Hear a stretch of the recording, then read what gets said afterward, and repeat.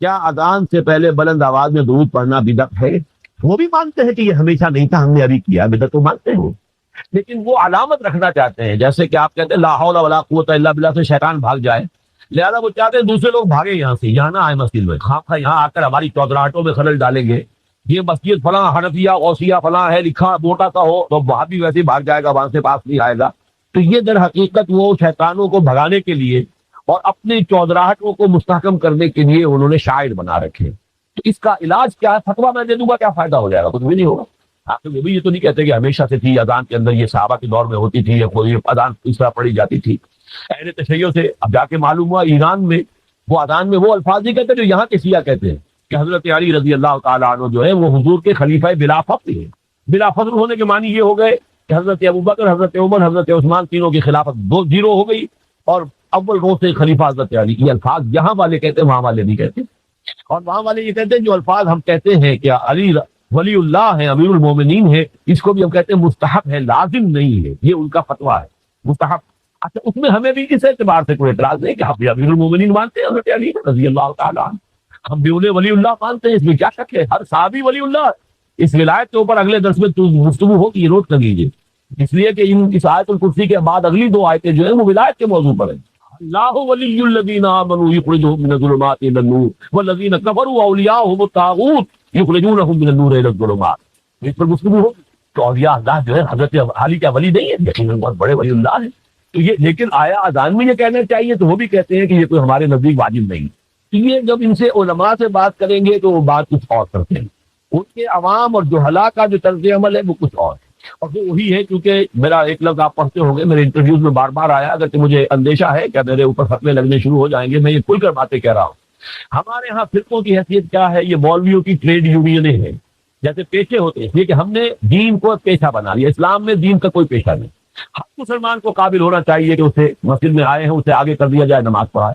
ہر مسلمان کو اس قابل ہونا چاہیے اپنی بچی کا خود نکاح پڑھائے۔ ہر مسلمان کو اس قابل ہونا چاہیے اپنے باپ کا جنازہ خود پڑھے، لیکن ہم نے تو چونکہ یہ کرنا ہی نہیں، لہٰذا ہم نے مولوی پال رکھے ہیں اور ان کو ہم نے پیشہ بنا دیا۔ جب پیشہ ہو گیا تو پیشہ ورانہ کشمت، یہ تو ہے پروفیشنل جیلسی۔ کاروبار میں تو پھر رقابتیں ہوں گی، وہ رقابتیں ہیں۔ اب ہر ایک نے اپنا ٹریڈ یونین کا ٹریڈ نشان بنا رکھا، ٹریڈ مارک، ہم فلاں ہیں، ہم فلاں ہیں، ہم فلاں ہیں۔ یہ سارے بندے جو ہیں ان کی جڑ کٹے گی کس سے؟ عربی سیکھو، پڑھے لکھے لوگ اسے لازم کریں اپنے اوپر کہ خود عربی سیکھیں، دین کا کم سے کم اتنا علم حاصل کر لیں۔ ہر پڑھا لکھا آدمی اس قابل ہونا چاہیے کہ نماز پڑھائے، کیوں نہ؟ تاکہ یہ جو ہمارے یہاں ایک سول سروس بن گئی ہے اس کو، یہ ہوگا اس کا اصل حل۔ اور فتویٰ میں لگا دوں کہ یہ جائز ہے یا ناجائز ہے یا بدعت ہے یا سنت، اس سے کچھ حاصل نہیں ہو۔ نیز نماز کے بعد دعا کرنا کسی حدیث سے ثبوت ملتا ہے یا نہیں؟ جہاں تک مجھے معلوم ہے، دیکھیے میں نے ان چیزوں کے اوپر کوئی تحقیقیں نہیں کی ہیں، اکثر چیزیں جو ہے کچھ علماء سے ان کی آراء کیا جو علم حاصل ہوا اس کی بنا پر، میرے نزدیک اصل شے یہ ہے ہی نہیں۔ اصل شے قرآن کے اندر غور و فکر کریں، سوچ بچار کریں، اس کے وہ لوگوں تک پہنچانے کے لیے اپنا وقت صرف کریں، اور جو محکمات ہیں دین کے ان کو عام کریں، ان چیزوں کا جو ہے وہ۔ لیکن جہاں تک میں نے جو بھی مجھے علم حاصل ہوا ہے چاہے علماء کی صحبت سے یا سماعت سے، وہ یہ ہے کہ ثابت تو ہے کبھی کبھی آپ نے ہاتھ اٹھا کر نماز کے بعد دعا مانگی ہے، لیکن التزام ثابت نہیں ہے۔ ہمارے یہاں بدقسمتی سے ہمارے یہاں تو عام طور پر تصور یہ ہو گیا ہے کہ گویا کہ اگر دعا نہیں مانگی تو نماز ہی نہیں پڑھی، گویا کہ نماز کا کوئی جزو لازم بن گیا۔ یہ اصل میں مغالطہ ہے۔ خاص طور پر سب سے بڑی حماقت جو ہوتی ہے وہ نماز جنازہ کے بعد دعا مانگنا ہے۔ نماز جنازہ ہے ہی صرف دعا، صرف دعا کے لیے کھڑے ہوتے ہیں، اللہ کی حمد و ثنا، حضور پر درود و پھر دعا۔ اب وہ چونکہ پتہ نہیں، جاہل لوگ ہیں، کچھ پتہ ہی نہیں ہم نے کیا پڑھا، یا پڑھتے ہی نہیں، پتہ ہی نہیں، دعا یاد ہی نہیں، وہ تو کھڑے ہو گئے آ کر، اس لیے کہ بہرحال عزیز ہے، فوت ہوا ہے تو اب شریک تو ہونا ہی ہے۔ اس وجہ سے وہ جہالت کی وجہ سے پھر وہ دعا کرتے ہیں۔ دعا کا تو مطلب ہی نہیں، دعا تو کی ہے، بہترین دعا کی ہے، مسنون دعا کی ہے، صف بستہ ہو کر کی ہے، امام کے پیچھے قبلہ رخ ہو کر کی ہے، اس سے بہتر دعا کون سی ہوگی؟ حضرت نوح کی دعوت بھی یہی تھی، حضرت ہود کی بھی یہی تھی، حضرت صالح کی بھی یہی تھی، حضرت شعیب کی بھی یہی تھی۔ بس فرق کیا ہے کہ پہلے رسول آتے تھے اپنی اپنی قوموں کی طرف صرف، لہذا آپ کو ان رسولوں کے ضمن میں ملے گا یا قوم اعبدوا اللہ ما لکم من الہ غیرہ، میری قوم کے لوگوں اللہ کی عبادت کرو، اللہ کی بندگی کرو، اللہ کی پرستش کرو، اسی کو اپنا محبوب اصلی بناؤ اور اس کے ہر حکم کی اطاعت کرو۔ یا قوم اعبدوا اللہ ما لکم من الہ غیرہ، نبی اکرم صلی اللہ علیہ وسلم پر آ کر کیونکہ آپ کی بعثت ہے پوری نوع انسانی کے لیے. تو اب یا قوم کا لفظ نہیں رہا، یا ایھا الناس، اے لوگو، اے بنی نوع انسان. یا ایھا الناس اعبدوا ربکم الذی خلقکم والذین من قبلکم لعلکم تتقون. اے لوگو، عبادت کرو، بندگی کرو، پرستش کرو اپنے اس رب کی جس نے تمہیں بھی پیدا کیا اور جو تم سے پہلے تھے ان کو بھی پیدا کیا تاکہ تم بچ. یہ کیوں کہا دوہرا کر تم سے پہلوں کو بھی پیدا کیا؟ اس لیے کہ اکثر و بیشتر گمراہ لوگ مشرکین کیا کہتے تھے اپنے رسولوں سے کہ ہم تو بس یہ اپنے آباء و اجداد کے راستے پر چلیں گے. ما وجدنا علیہ آباءنا، جس طریقے پر، جس طرز عمل پر ہم نے اپنے آباء و اجداد کو پایا ہے ہم نے اسی پر چلنا ہے. تو واضح کر دیا تم بھی مخلوق ہو، وہ بھی مخلوق تھے. تم بھی انسان ہو، وہ بھی انسان تھے. تم سے بھی غلطی ہو سکتی ہے، ان سے بھی ہو سکتی. لہذا یہ اصول نہیں ہے کہ جو بھی آباء و اجداد کی ریتیں ہیں، رسمیں ہیں، طریقے ہیں اور جو ان کے عقیدے ہیں انہی کو آپ لے کر چلے، بلکہ آپ کی تلاش کریں صحیح عقیدہ کیا ہے، صحیح زندگی گزارنے کا طریقہ کیا ہے، اس کو اختیار کریں. یا ایھا الناس اعبدوا ربکم الذی خلقکم والذین من قبلکم لعلکم تتقون، تاکہ تم بچ جاؤ جہنم کی آگ سے. یہ جو میں نے بتایا کہ اطاعت کلی، ہما چل، ہما وقت، ہما وجوہ، جزوی اطاعت نہیں. کچھ یہ ذرا نوٹ آف کاپشن کے، اگر ہم اللہ کا ایک حکم مانیں گے ایک نہیں مانیں گے، یہ جزوی اطاعت ہے، یہ اللہ کو قبول نہیں. اللہ کی طرف سے تو یوں سمجھیے کہ پیکج ڈیل ہے، ٹیک اٹ اور لیو اٹ. لینا ہے تو پورا لو ورنہ دفع ہو جائے. اللہ کو تمہاری ضرورت نہیں ہے، تمہیں اللہ کی ضرورت. یا ایھا الذین آمنوا ادخلوا فی السلم کافہ، اے ایمان والو اسلام میں داخل ہونا تو پورے کے پورے، ادھورے نہیں. اور سورہ بقرہ کی آیت نمبر 85 کے اندر تو جو وعید آئی ہے، افتؤمنون ببعض الکتاب وتکفرون ببعض، کیا تم ہماری کتاب، ہماری شریعت کے کچھ حصے کو مانتے اور کچھ کو رد کرتے ہو؟ وما جزاء من یفعل ذلک منکم، تو جو کوئی بھی تم میں سے یہ روش اختیار کریں گے ان کی کوئی سزا اس کے سوا نہیں ہے. کان کھول کر سنیے، ان کی کوئی سزا اس کے سوا نہیں ہے کہ دنیا میں ذلیل و خوار کر دیے جائیں اور قیامت کے دن یردون الی اشد العذاب، شدید ترین عذاب میں جھونک دیے جائیں. وما اللہ بغافل عما تعملون، اللہ غافل نہیں ہے، بے خبر نہیں ہے، لاعلم نہیں ہے اس سے کہ جو تم کر رہے. تم اپنی داڑھیوں کے طول سے اللہ کو دھوکہ نہیں دے سکتے. تم اپنے پاجاموں کو ٹخنوں سے اوپر رکھ کے اللہ کو دھوکہ نہیں دے سکتے کہ تم بہت متبع رسول ہو. تم اپنے عمروں اور حجوں سے اللہ کو دھوکہ نہیں دے سکتے. اللہ حرام کی کمائی سے حج کیا ہے، حرام کی کمائی سے عمرہ کیا ہے. تو یہ جو جزوی اطاعت کی کوئی اطاعت اللہ کو قبول نہیں. آدمی سوچتا ہے کہ چلیے میں نے یہ کام اچھے کیے، یہ برے کیے، مجھے اچھے کاموں کا کچھ کریڈٹ بھی تو ملنا چاہیے نا. لیکن نہیں، اللہ کہتا ہے جزوی اطاعت منہ پر دے ماری جائے. اور جو دنیا کی سزا ہے وہ تو ہم اپنی آنکھوں سے دیکھ رہے ہیں. 130، 140 یا 150 کروڑ مسلمان دنیا میں، ذرا اندازہ کی. لیکن ہماری رائے کی کوئی اہمیت ہے؟ بین الاقوامی معاملات میں کوئی ہم سے مشورہ دیتا ہے کیا؟ آپ کا کیا خیال ہے؟ کس نمی پرست کے بھیا کیستی، ایسے بھی ملک یہ کہنا چاہیے اب تو ان کا حال پتلا ہے. دولت کے انبار تھے ان کے پاس، ان کا مذاق اڑتا تھا مغربی ممالک، وہ چاہے سعودی بادشاہ ہو اور چاہے وہ UAE کے امیر ہوں، مذاق ہی اڑتا تھا. تو کوئی حیثیت، حالانکہ کتنا بڑا رقبہ ہے انڈونیشیا کے آخری جزیروں سے لے کر موریتانیہ تک، سالڈ اسلامی آبادی، مسلمان آبادی. آپ کہیں گے کہ یہ بھارت جو ہے اس میں تو اکثریت تو نہیں ہے، لیکن 15 کروڑ یا 18 کروڑ تو آدمی یہاں موجود ہیں، لیکن کوئی عزت، کوئی حیثیت دنیاوی اب بین الاقوامی سطح. بہرحال یہاں بھی ہے لوگ کھاتے پیتے لوگ ہیں، ان کی اپنی کچھ عزت ہے اپنے معاشرے کے اندر، لیکن بحیثیت امت، بحیثیت قوم کیا حیثیت ہے؟ بات تو اللہ خزی فی الحیات دنیا، وہ تو ہماری نگاہوں کے سامنے موجود ہے. اب قیامت کے دن کے بارے میں جو دھمکی اللہ نے دی ہے، وہ یوم القیامت یردون الی اشد العذاب، قیامت کے دن شدید ترین عذاب میں جھونک دوں گا. اس پر اللہ سے معافی طلب کی جا سکتی ہے، دعا ہی کی جا سکتی ہے اللہ ہم پر رحم فرمائے. یہ میں نے آپ کے سامنے رکھا ہے فارمولہ، اللہ کی اطاعت جمع اللہ کی محبت. دے گو ٹو میک عبادت. یہی دو الفاظ آتے ہیں اللہ کے رسول کے لیے بھی صلی اللہ علیہ وسلم. اللہ کے رسول کی اطاعت یہ جو اسلام کا بنیادی تقاضا ہے. اطیعوا اللہ واطیعوا الرسول فإن تولوا فإن اللہ لا يحب الکافرین. اطاعت کرو اللہ کی، اطاعت کرو رسول کی. پھر اگر یہ منہ موڑ لے تو اللہ کو ایسے کافر بالکل پسند نہیں، تو کفر کا فتویٰ ہوگا. لیکن اللہ کے رسول کی اطاعت کے ساتھ محبت کو جمع کیجیے. میں نے ابھی آپ کو حدیث سنائی ہے، حضور نے فرمایا لا یؤمن احدکم حتی اکون احب الیہ من والدہ وولدہ والناس اجمعین. تم میں سے کوئی شخص مومن ہو ہی نہیں سکتا جب تک کہ میں اسے محبوب تر نہ ہو جاؤں اپنے باپ سے، اپنے بیٹے سے اور تمام انسانوں۔ تو اللہ کے رسول کی اطاعت جمع اس کی محبت۔ اس محبت کے ضمن میں ایک واقعہ یاد آیا جس سے اندازہ ہوگا کہ کس قدر اپنائیت تھی، کتنا قرب تھا حضور کے اور حضرت عمر فاروق رضی اللہ تعالیٰ عنہ کے مابین۔ ایک مرتبہ حضور دریافت کرتے ہیں حضرت عمر سے، عمر تمہیں مجھ سے کتنی محبت ہے؟ اب آپ سوچئے، ذرا سا بھی مغایرت کا باریک سا پردہ بھی اگر کہیں ہو تو کیا یہ سوال کیا جا سکتا ہے؟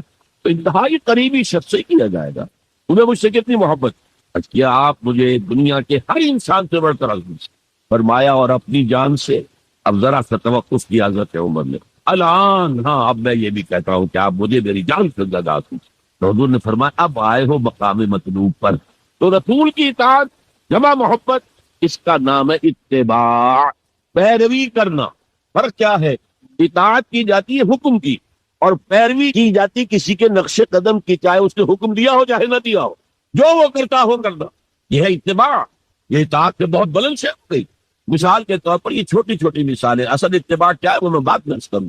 کوئی ایک صحابی بدو بہت سے آئے، ایک ہی دفعہ حضور کو دیکھا، حضور اس وقت اس حالت میں تھے کہ آپ کے بٹن جو ہے کھلے ہوئے تھے گریبان، انہوں نے پھر ساری عمر اپنے گریبان کے بٹن نہیں لگا۔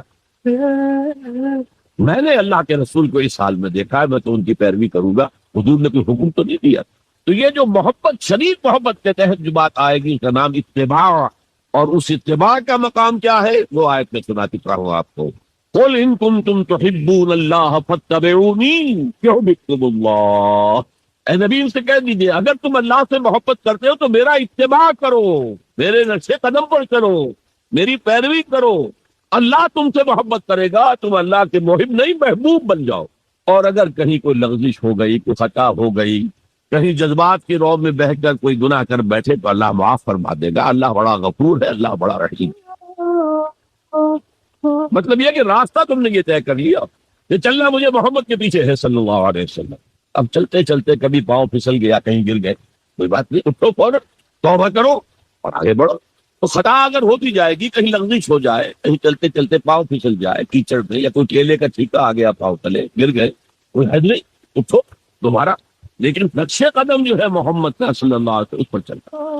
یہ اس اتباع کا ذکر آیا ہے سورہ اعراف کی ان آیات میں۔ آپ کو معلوم ہے کہ حضرت موسیٰ علیہ السلام کو جب تورات پر طلب کیا گیا تو کوہ طور پر تورات دینے کے لیے، تو پہلے 30 دن کے لیے بلایا تھا، پھر 10 دن کا اور اضافہ کر دیا گیا، 40 دن ہو گئے۔ فتمت میقات ربک 40 لیلہ، اس اسنا میں پیچھے فتنے میں مبتلا ہو گئے بنی اسرائیل۔ سامری اس نے ڈھونگ رچایا اور ایک بچڑا جو ہے وہ سونے چاندی کا بنایا ہوا بچڑا ڈھال کر کھڑا کر دیا، اس میں سے کوئی تھوڑی سی آواز بھی نکلتی تھی، کوئی ویسی ہے کہ ہوا گزرتی تھی تو آواز نہیں آتی تھی۔ کہا یہ ہے تمہارا الہ، یہ تو موسیٰ کو بھول گیا، کہاں گیا ہے؟ کوہ طور کے اوپر کس خدا سے ملنے گیا ہے؟ خدا تو یہ ہے۔ اور بنی اسرائیل کے بہت سے لوگ اس فریب میں آ گئے اور بچڑے کی پوجا کر۔ اب جب حضرت موسیٰ آئے، اور آپ کو معلوم ہے حضرت موسیٰ کا مزاج جلالی تھا، وہ پتھر کی تختیاں لے کر آئے تھے کہ جن پر کوہ طور پر اللہ تعالیٰ نے اپنے احکام عشرہ جو ہیں، 10 کمانڈمنٹس مشہور، وہ کندہ کر کے آپ کو دیے تھے، وہ ہاتھ میں لے کر آئے، یہاں معلوم ہوا یہ صورت پیش آتی۔ فالقل اولواہ، وہ تختیاں تو آپ نے زمین پہ ڈالی، اور پھر جو احتساب کیا ہے، پہلے تو اپنے بھائی حضرت ہارون کا، ان کی داڑھی کے بال پکڑے، ان کے سب کے بال پکڑے اور کھینچا اپنی طرف۔ اس نے کہا کہ بھائی مجھے ذلیل نہ کرو لوگوں کے سامنے، میں نے انہیں روکا لیکن یہ تو مجھے قتل کرنے پر تل گئے تھے، اور مجھے اندیشہ یہ ہوا کہ کہیں آپ واپس آ کر یہ نہ کہیں ان فرقت بین بنی اسرائیل، کہ تم نے تو بنی اسرائیل کے درمیان تفرقہ پیدا کر دیا۔ تو میں نے کہا آپ ہی واپس آ کر دیکھتے۔ اب پہلی بات نوٹ کیجئے، تاریخ انسانی کا یہ عظیم واقعہ ہے، کئی ہزار یہودی اپنے اپنے قبیلے کے لوگوں کے ہاتھوں ذبح کیے گئے۔ اللہ تعالیٰ نے حکم دیا اور حضرت موسیٰ نے حکم دیا، اللہ کا حکم موسیٰ نے پہنچایا کہ 12 قبیلے میں ہر قبیلے کے جن لوگوں نے یہ حرکت کی ہے ان کو اسی قبیلے کے لوگ اپنے ہاتھ میں ذبح کریں۔ اب یہ بہت بڑی توبہ تھی، بہت بڑی توبہ تھی، بہت بڑی توبہ تھی، اپنے قبیلے کے لوگوں کو قتل کر دینا۔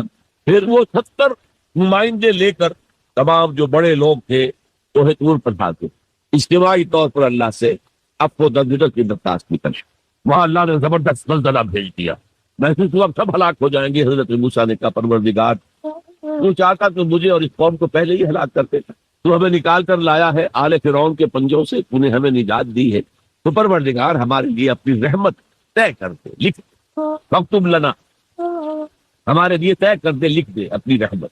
اس پر فرمایا اللہ نے، دیکھو موسیٰ، میری ایک رحمت تو عام ہے، وسعت کل شیء، رحمتی وسعت کل شیء، ہر شے کے ساتھ، اور ایک میری خاص رحمت ہے، وہ میں لکھ دوں گا، طے کر کے رکھ دوں گا، للذین یتبعون الرسول النبی الامی، ان لوگوں کے لیے جو میرے رسول نبی امی پر ایمان لائیں گے، ان کا اتباع کریں گے، یہاں بھی لفظ اتباع آیا، اور اس میں پھر حضور صلی اللہ علیہ وسلم کی کچھ شان بیان ہوئی ہے، بات لمبی ہو جائے گی، اور پھر فرمایا یہ گویا کہ اتباع کی تفسیر آ رہی ہے۔ اتباع کا مطلب کیا ہے؟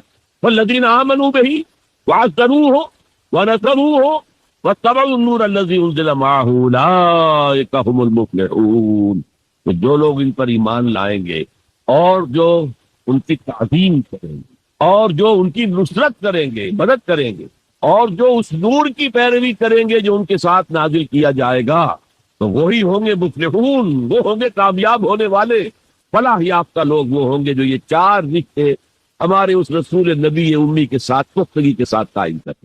یہ چار رشتے کیا ہیں؟ اتباع رسول کا تقاضا اول تو ان چار الفاظ کے حوالے سے سمجھیے، پھر ذرا ایک دوسرے انداز میں بھی بیان کروں گا۔ والذین آمنوا بہ، پہلا قدم ایمان، لیکن ایمان کے سمجھ لیجئے اچھی طرح دو درجے ہیں۔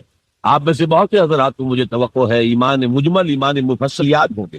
ایمان مجمل کیا؟ آمنت باللہ کما ہوا باسمائہ و صفاتہ و قبیلت جمیع احکامہ اقرار باللسان و تصدیق بالقلب۔ پہلا درجہ ہے اقرار باللسان، اشہد ان لا الہ الا اللہ و اشہد ان محمد رسول اللہ۔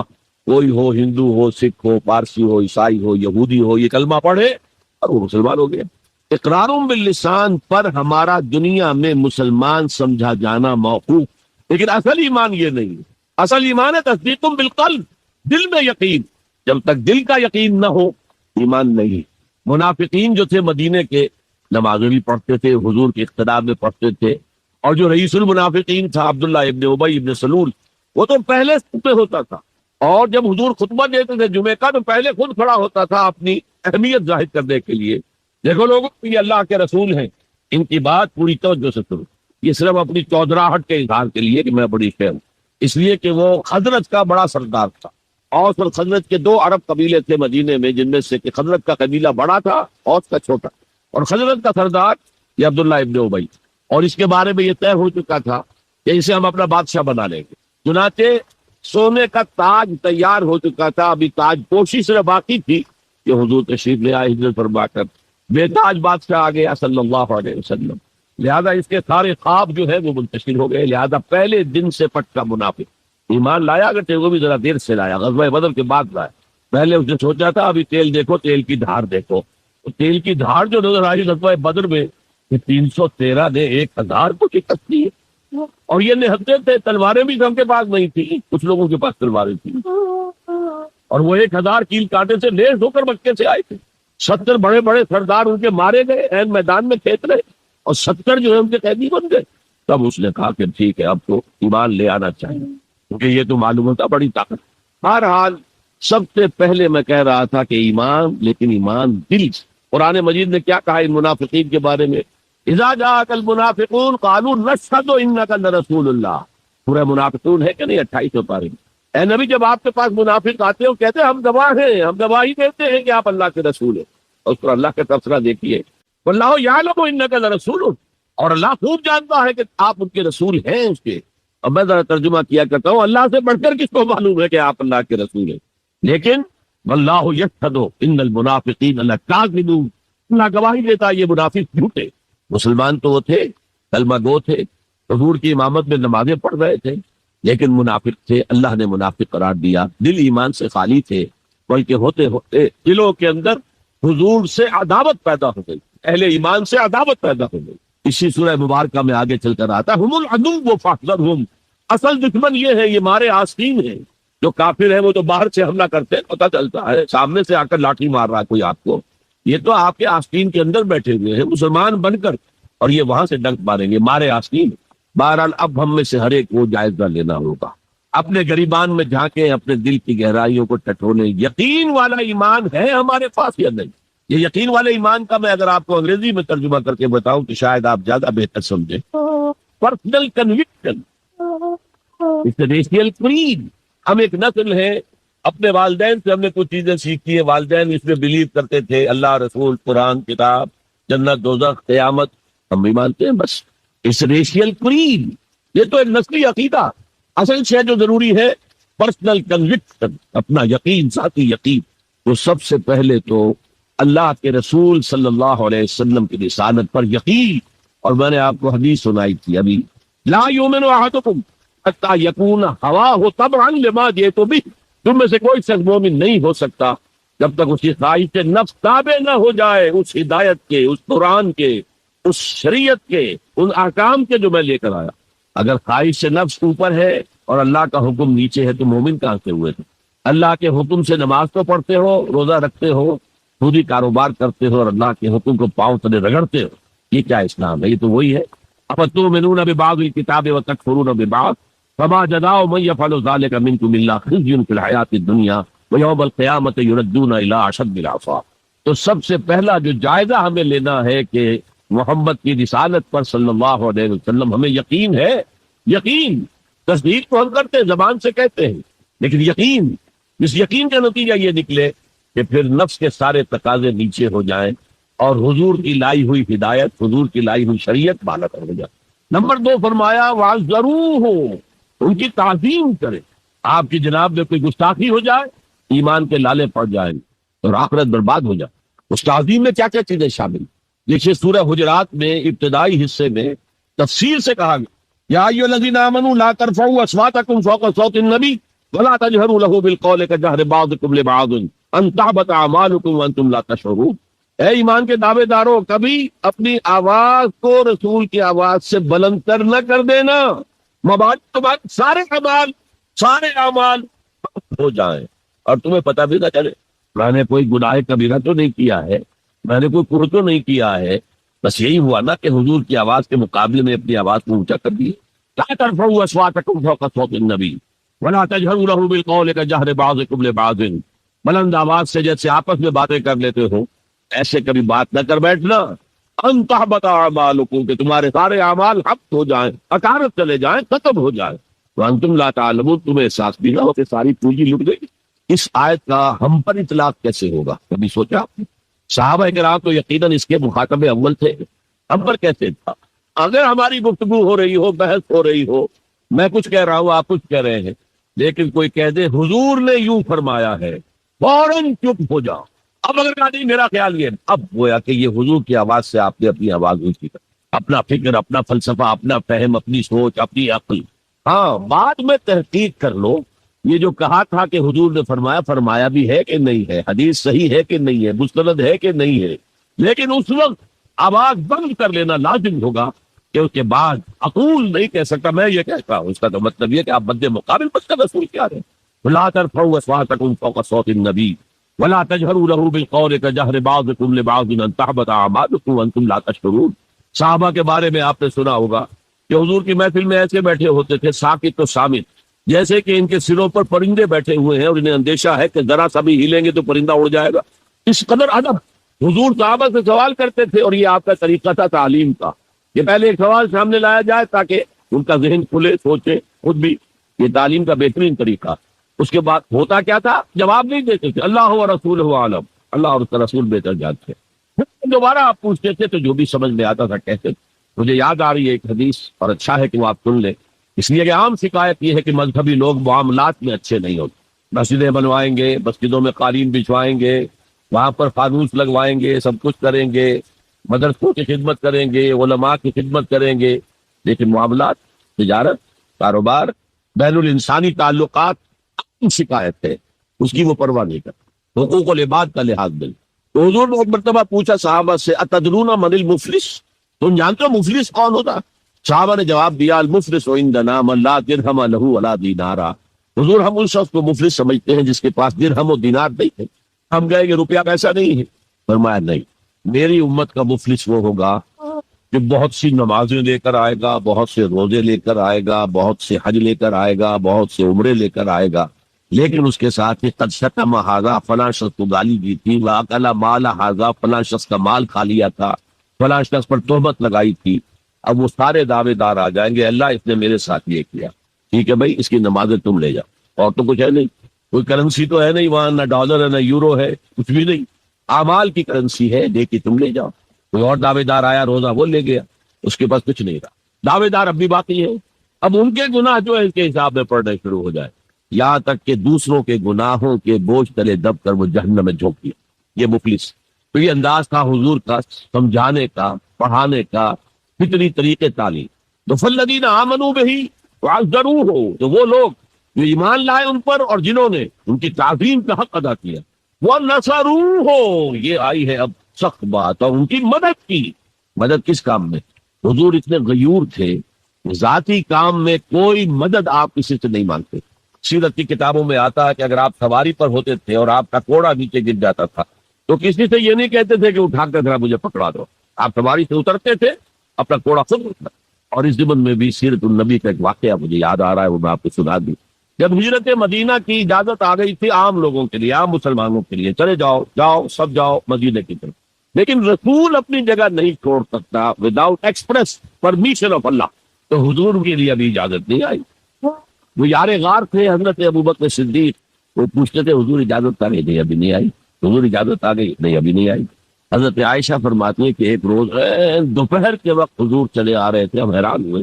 عربوں میں یہ آج بھی ان کی تہذیب جو ہے وہ یہ ہے کہ ظہر عصر کے درمیان نہ کسی سے ملنا، نہ کسی کے یہاں جانا، نہ وزٹ کرنا، دکانیں بھی بند اور قیلولہ کرتے، یہ ان کی تہذیب کا حصہ ہے. تو ہم حیران ہوئے، آپ نے اپنے سر کو ڈھانپا ہوا تھا کپڑے سے اور آپ تشریف لائے، اور آ کر آپ نے خوشخبری دی حضرت ابوبکر کو اپنی ہجرت کی اجازت تھا. اب اس پر حضرت ابوبکر کو بڑی خوشی ہوئی، بڑے احساس مسرت کے ساتھ عرض کرتے ہیں حضور میں نے 2 اونٹنیاں تیار کر رکھی ہیں، خوب کھلا پلا کے انہیں فربا کیا ہوا ہے، تکڑا کیا ہوا ہے. حضور تھوڑا سا توقف کر کے فرماتے ہیں ٹھیک ہے لیکن ایک اونٹنی کی قیمت میں ادا کروں. حضرت ابوبکر رو پڑے، حضور مجھ سے بھی یہ مغائر، یہ میری اونٹنی کی بھی آپ قیمت دینا چاہیں؟ تو نصرت جو ہے اس کے بارے میں جان لیجئے، یہ تو حضور کا جو مشن تھا اس میں مدد، کوئی ذاتی اپنے کسی کام کے لیے آپ نے کبھی کسی سے مدد طلب نہیں. جو مشن اللہ نے ڈال دیا تھا کندھے پر، هو الذی ارسل رسولہ بالہدی ودین الحق لیظہرہ علی الدین کلہ ولو کرہ المشرکون. وہی تو ہے اللہ جس نے بھیجا ہے اپنے رسول محمد کو صلی اللہ علیہ وسلم الہدا دے کر، قرآن حکیم دے کر اور دین حق دے کر. صرف قرآن نہیں، دین حق. جو عربی سے واقف ہے کچھ لوگ وہ سوچتے ہوں گے جو واو دو آیا ہے درمیان میں، یہ واو تفسیری ہے، یہ واو عطف ہے. اگر یہ واو عطف ہے تو مغایرت ہو جائے گی، الہدا کچھ اور ہے، دین حق کچھ اور ہے، مغایرت لازم ہے معطوف اور معطوف علیہ کے اندر. وہ مغایرت کیا؟ صرف قرآن پر کوئی نظام نہیں بن سکتا، نظام بنتا ہے جب قرآن پر سنت رسول کا اضافہ کیا. لہذا دین حق صرف قرآن نہیں ہے، قرآن مما سنت رسول صلی اللہ علیہ وسلم اب نظام بنتا. جیسے قرآن میں کتنی دفعہ کہا اقیموا الصلاۃ اقیموا الصلاۃ اقیموا الصلاۃ الذین یقیمون الصلاۃ، کتنی بار. لیکن کیا نماز کا کوئی نظام بن سکتا ہے قرآن کی بنیاد پر؟ کیا یہ نماز کے 5 اوقات معین ہو سکتے ہیں یقین کے ساتھ؟ اشارات تو ہیں، لیکن یہ کہ کیا یقین کے ساتھ 5 کا یہ معاملہ، یہ تو معلوم ہے کہ قیام بھی ہے، رکوع بھی ہے، سجود بھی ہے، ترتیب کیا ہے یہ کسی قرآن مجید کی آیت سے ثابت ہوتا؟ پھر ہر رکعت میں رکوع ایک ہے، سجدے 2 ہوں گے، یا تو سجدہ بھی ہو یا رکوع بھی 2 ہو، لاکھ اختلاف ہو جاتے. یہ جو 1400 برس ہو گئے کہیں پریڈ ٹوٹتی ہے. اگر یہ ہوتا کسی کے نزدیک رکوع بھی 2 ہے تو ایک رکوع کے بعد دوسرا رکوع کرتا، باقی لوگ گئے ہوتے سجدے کے اندر، ٹوٹ گئی نا پریڈ. اور کسی کی رائے یہ ہوتی کہ سجدہ بھی ہوتی ہے تو وہ ایک سجدہ کر کے کھڑا ہو جاتا، دوسری ابھی دوسرا سجدہ کر رہے، تو وہ کہہ سکتا تھا کہ یہ ناداں گر گئے سجدے میں جب وقت قیام آیا، تو وقت قیام آ چکا تھا. ایسا اختلاف 62 میں پہلی مرتبہ جب حج پر گیا ہوں تو سب سے بڑا تاثر میرا یہی تھا کہ 1400 برس ہو گئے ہیں اور امت کتنے وسیع علاقے میں پھیلی ہے، ہر نسل کے لوگ اس میں آئے ہیں، ہر رنگ کے لوگ آئے ہیں، ہر جغرافیائی پس منظر کے لوگ آئے ہیں، ہر تاریخی پس منظر کے لوگ آئے ہیں. لیکن یہ نماز میں کوئی فرق نہیں، نماز ٹوٹتی نہیں گئی، ایک پریڈ چل رہی. جو نماز کا بھی نظام سنت کے بغیر نہیں بنتا، تو نظام زندگی، مکمل نظام زندگی وہ قرآن پر سنت کے اضافے سے وجود میں آئے گا. اس لیے قرآن کو علیحدہ کہا اور دین الحق کو علیحدہ کہا. اور دین الحق کسے کہتے ہیں؟ دیکھیے دین کے بنیادی معنی ہیں جزا و سزا، مالک یوم الدین، ہم پڑھتے ہیں کہ نہیں؟ ارأیت الذی یکذب بالدین، تم نے دیکھا اس شخص کو جو جزا و سزا کا منکر ہے؟ اب یہ جزا و سزا یقیناً کسی قانون کے تحت ہوتا ہے، اور قانون کا ساتھ تصور ہے قانون بنانے والا کون ہے؟ جس کو آپ مانیں گے قانون بنانے والا اور اس کی اطاعت میں پورا نظام زندگی دے دیں گے، اس کا دین ہے جو آپ نے اختیار کیا ہے۔ قرآن مجید میں مرکب اضافی کی شکل میں اس دین کی نسبت یا بادشاہ مصر کی طرف ہوئی ہے یا اللہ کی طرف ہوئی ہے۔ ما کان لیاخذ عصاہ فی دین الملک، حضرت یوسف کے پاس علیہ الصلوۃ والسلام جب اتنے طویل عرصے کے بعد 11 بھائی آئے، ان میں بنیامین بھی تھا جو آپ کا حقیقی بھائی، اسے اپنے پاس رکھنا چاہتے تھے، لیکن جس بادشاہ کے تحت وہ سارا نظام تھا وہ بادشاہ بھی نہیں تھے نا، تو بادشاہ تو وہ تھا جس نے خواب دیکھا تھا کہ 7 دبلی گائیں جو ہے وہ 7 موٹی گائیں کو کھا گئی، نگل گئی، اس کی تعبیر بتائی تھی، تبھی تو جیل سے نکلے تھے۔ اب یہ کہ بہت بڑے افسر تھے، بڑے وزیر تھے، آپ انہیں جو چاہیں کہہ لیں، بادشاہ تو نہیں تھے نا، نظام تو بادشاہ کا تھا، اور بادشاہ کے قانون کے مطابق وہ باہر سے آئے ہوئے کسی شخص کو اپنے پاس روک نہیں سکتے تھے۔ ما کان لیاخذ اخاہ فی دین الملک، تو اللہ تعالیٰ نے وہ پھر ہیلا نکالا ان کے لیے، تفصیل آپ کے علم میں ہے۔ کذالک کدنا لیوسف، ہم نے اس طریقے سے ایک تدبیر کر دی یوسف کے لیے، اللہ نے اپنے ذمہ لے لی بات۔ تو دین الملک، دین الملک کیا ہے؟ بادشاہ جو دائے مطلق ہے، ساورنٹی بلونگ ٹو ہم، بادشاہ ہو یا کوئی ہو، وہ قانون بنائے گا اور اس کے تحت آپ کو زندگی بسر کرنی ہوگی، یہ دین الملک۔ اور دین اللہ کیا ہے؟ اللہ مطاع مطلق، اللہ ساورن، ان الحکم الا للہ لا یشرک فی حکمہ احدا، اس نے جو قانون دیا ہے اس کے تحت پوری زندگی، سیاسی نظام اسی کے تحت ہو، معاشی نظام اسی کے تحت ہو، کرمنل لا اس کے تحت ہو، سول لا اس کے تحت ہو، لا آف انہیریٹنس اس کے تحت ہو، قانون شہادت اس کے تحت ہو، سماجی نظام بھی اللہ کے حکم کے مطابق، وہ ہے دین اللہ، اللہ مطاع مطلق کے قانون کے تحت پوری زندگی کا آ جانا۔ اذا جاء نصر اللہ والفتح ورأیت الناس يدخلون فی دین اللہ افواجا، جب اللہ کی مدد آ گئی اور فتح آ گئی، اور اے نبی آپ نے دیکھا کہ اب لوگ جوک در جوک آ رہے ہیں، فوج در فوج آ رہے ہیں، گروہ در گروہ آ رہے ہیں، قبیلوں کے وفد پر وفد چلے آ رہے ہیں اسلام لانے کے لیے۔ یہ کیفیت کیا تھی؟ دین اللہ میں داخل ہونے کا ان کا فیصلہ۔ اب ذرا سی ٹیڑھی بات آ رہی، پوری دنیا میں دین جمہور، sovereignty of the people, not of God, sovereignty of the people. ہمارے نمائندے ہیں، ہم ووٹ دیں گے انہیں، وہ جائیں گے اسمبلی میں، جو چاہیں گے قانون بنائیں گے۔ وہ مرد کی مرد کے ساتھ شادی کو اگر رجسٹر کرنا چاہیں، اجازت دینا چاہیں، لائسنس ایشو کر دیں گے۔ ایک مرد شوہر ہوگا، ایک دوسرا مرد بیوی ہوگا، legally they will be wife and husband. Lesbians ہیں، عورتیں ہیں، آپس میں شادی کرنا چاہتی ہیں، دو عورتیں، ٹھیک ہے، لو بھائی کر دو۔ کیا ہومو سیکسولیٹی جائز ہے؟ بالکل، بلکہ اب تو سے کہا جا رہا ہے کہ یہ نارمل انکلینیشن مانی جانی چاہیے، ہومو سیکسولیٹی، ہم جنس پرستی، اسے کوئی برا نام دینا ہی نہیں چاہیے، اٹس نارمل ایٹیٹیوڈ۔ یہ ہے اس سوشل انجینئرنگ پروگرام کا معاملہ کہ جو ابھی چند سال پہلے یونائٹڈ نیشنز آرگنائزیشن کی جنرل اسمبلی نے جو سوشل انجینئرنگ پروگرام بنایا ہے نوع انسانی کے لیے، اس میں تو کیا مقصد تھا حضور کا؟ کیا آپ کو دی گئی کتاب نمبر 1 الہدا، اور نمبر 2 دین حق، تاکہ دین کو غالب کرے۔ ایک پیارا سا خیال آیا ذہن میں، دیکھیے یہ آپ کا عام محاورہ ہے، ایک میان میں 2 تلواریں نہیں سما سکتی، ایک جگہ 2 نہیں ہو سکتے، مذہب 100 بھی ہو سکتے ہیں ایک جگہ پر۔ اس لیے کہ مذہب کو عام دنیا کیا مانتی ہے کہ مذہب کا تعلق صرف 3 چیزوں سے، کچھ عقائد ہوں گے، ایک خدا کو ماننے والے، 100 خداؤں کو ماننے والے، کسی کو نہ ماننے والے، کچھ عبادات کی رسومات ہوں گی، نماز ہے، روزہ ہے، یا پوجا پاٹ ہے، یا گرو گرنتھ سنگھ کا وہ اکھنڈ پاٹ، یعنی پورا اس کی تلاوت مکمل، کوئی وقفہ ڈالے بغیر، وہ چاہو کرو۔ سوشل کسٹم ہوتے ہیں، بچہ پیدا ہوگا تو کیا کریں گے؟ عقیقہ کریں گے، بپتسمہ دیں گے، عیسائی بپتسمہ دیتے ہیں، بیپٹائز کرتے ہیں، ہم عقیقت، پیدا ہوتے ہی دائیں کان میں اذان، بائیں میں اقامت کے۔ وہ مر جائے گا تو کیا کریں گے؟ ڈیڈ باڈی کا جلائیں گے یا دفنائیں گے، یا پارسیوں کی طرح کہیں اونچی جگہ پر رکھ دیں گے کہ کیلیں اور کوے آئیں اور کھا جائیں۔ کم سے کم اونچی غذا کا تو کام چلے نا، زمین میں دبا دیں گے تو مٹی ہو کر مٹی میں مل جائے گا، کسی کے کام ہی نہیں آئے۔ بہرحال ان 3 چیزوں کے مجموعے کا نام ہے مذہب، جبکہ دین کے اندر 3 چیزیں مزید شامل ہو جاتی ہیں، سماجی نظام، معاشی نظام، سیاسی نظام۔ یہ 3 جمع 3 بن کر دین بنتا ہے، تو دین تو 2 نہیں ہو سکتے، جمہوریت اور آمریت تو ساتھ ساتھ نہیں ہو سکتے، کیپٹلزم اور کمیونزم تو ساتھ ساتھ نہیں ہو سکتے، ڈیموکریسی اور ملوکیت تو ساتھ ساتھ نہیں ہو سکتے۔ اس اعتبار سے ایک مغلوب ہوگا، ایک غالب ہوگا، مغلوب مذہب بن جائے گا، اور غالب دین ہو، آج دین جمہور غالب ہو۔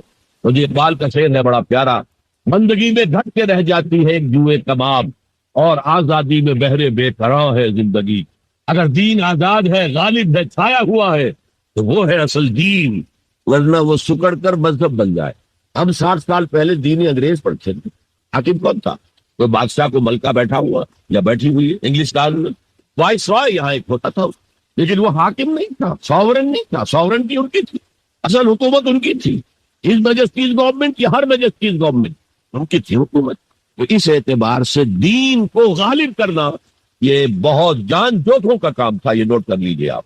دیکھیے تمام نبی اور رسول مبلغ بن کر آئے، داعی بن کر آئے، بشیر بن کر آئے، نذیر بن کر آئے، بشارت دینے والے کہ اللہ کے راستے پر آؤ گے فراح و ریحان و جنت نعیم، اور اگر انذار کرنے والے نذیر بن کر آئے، اگر غلط راستے پر جاؤ گے تو جہنم ہے۔ حضور بھی یا ایھا النبی انا ارسلناک شاہدا و مبشرا و نذیرا و داعیا الی اللہ باذنہ و سراجا منیرا، یہ جو 5 حیثیتیں ہیں یہ مشترک ہیں حضور میں اور تمام انبیاء۔